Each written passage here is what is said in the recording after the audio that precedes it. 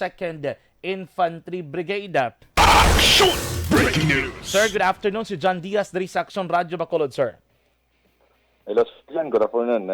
Magandang hapon sa ating mga tagapakinig. Yes, sir. Thank you, good sir, sa time. No? Again, Sir Madrid Samon. But I'd like to know, kagina sang aga, may reported nga encounter, but I believe sila nga hapon, doon natapos ng clearing operation. What's the update, sir? Din ka na exactly nga lugar ni natabo, sir?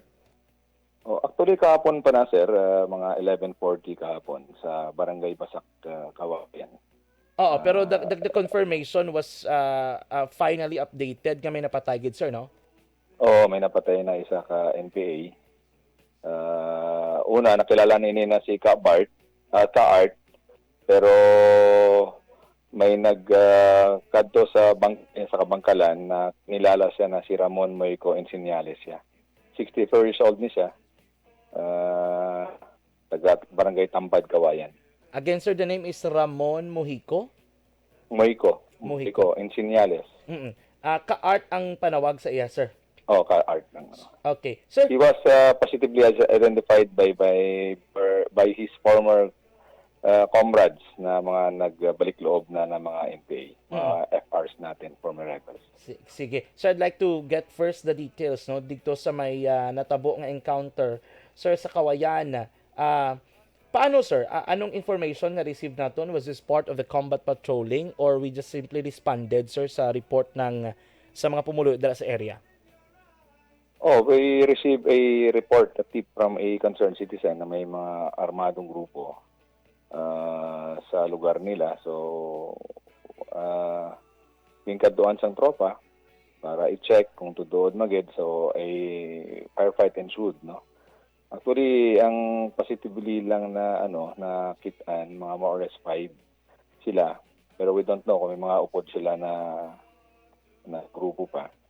And yun nga, unfortunately, may nasawi sa hanay ng mga armadong grupo. So, while during the clearing, naka-recover ng isang shotgun at saka 2 hand grenades.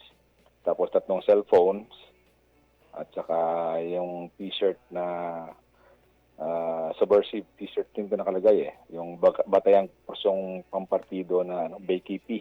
Parang yan ang pag-aral sa hanay ng komunista na bago ka maging party member.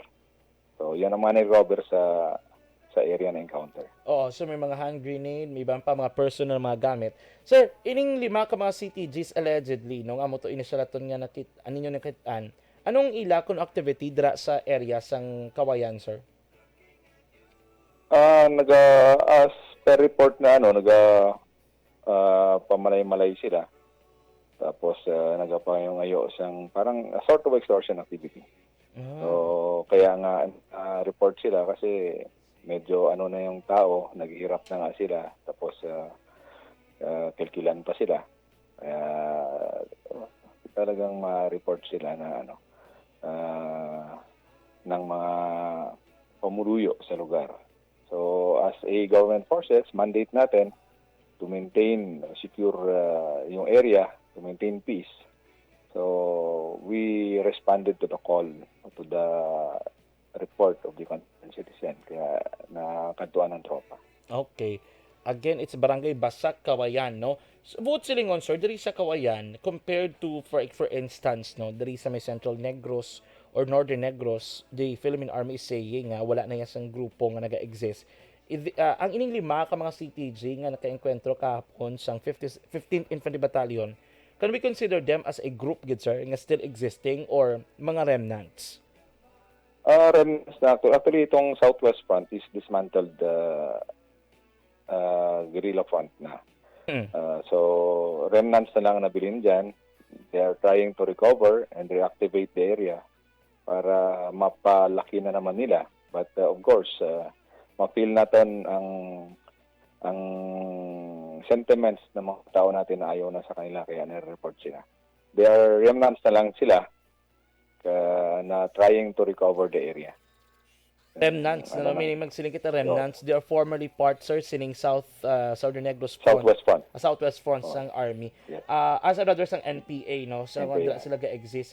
And their primary purpose now, sir, is to recover. They plan to recover the location or the area.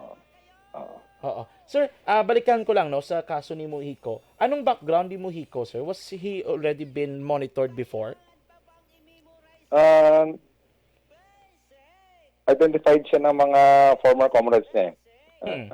Nakasama siya. Yes, Hindi naman siya actually cadre na ano, pero member siya ng squad ng isa NPA unit diyan sa na nag-operate diyan sa 6 area. Taga So, diin sa gani, sir?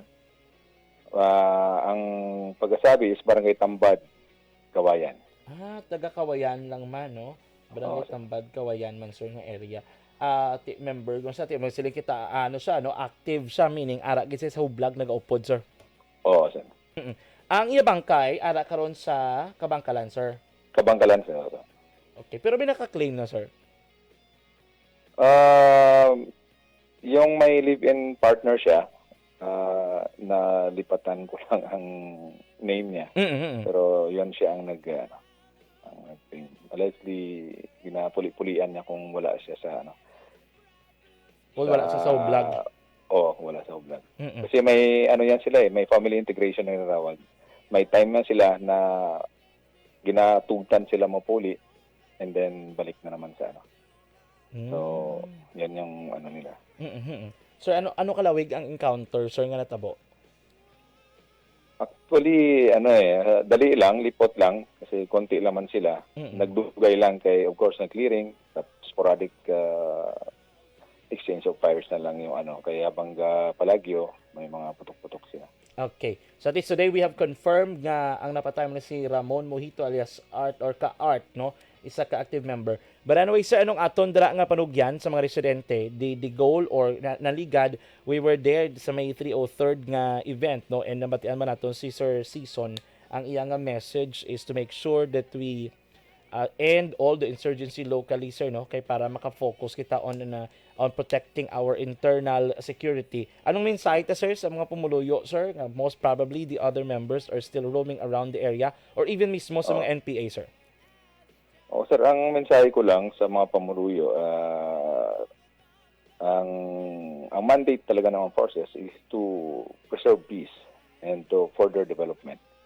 So, yan nga, hindi namin magawa ito kung hindi sa tulong ng mga mamamayan natin, no? Kung sa armado naman, let us embrace peace na, no? May program yung ating government, may amnesty program sila, when in fact this is an invitation to sa mga armadong grupo na bumaba kasi may programa ng gobyerno para sa peace, no, through amnesty program. Actually, kung na niyo sa news, marami ang apply na mga former rebels na may mga cases pa to avail the amnesty program. So we are inviting those hindi pa bumaba to avail the program in order to embrace peace para magkaroon ng katahimikan nating lugar para maagom natin, no, makamit natin ang kapayapaan. Kasi ang development, kasi hindi talaga makamit ang development pag magulo pa talaga ang lugar. Sige. Brigadier General Joyce remnants. Yes, sir. Go ahead, sir. Go ahead. Although remnants na lang sila, pero hindi pa rin kami nagkumpiyansa dahil with sila, nagsimula naman sila na gano'n na konti na lang. So kung pabayaan natin yan, may talaga, nalalaki na naman sila. So that's why we are relentless in our effort. Nag-ooperate pa rin tayo, nag-conduct tayo ng community support programs para complete talaga ma-eradicate. Of course, with the help of the community, with the help of the government units, of local government units and agencies. Brigadier General Joyce Canilla, sir, thank you so much sa time information na gin-share mo diri sa amon sa Action Radio Bacolod. Mayang hapon, sir. Sir, good afternoon, sir. Thank you. Action Reports, Afternoon Edition. Latest update mga ka-aksyon sa natabo nga encounter dara naman sa may banwa sang Kawayan na Action Radio. Good Bye-bye na, old face!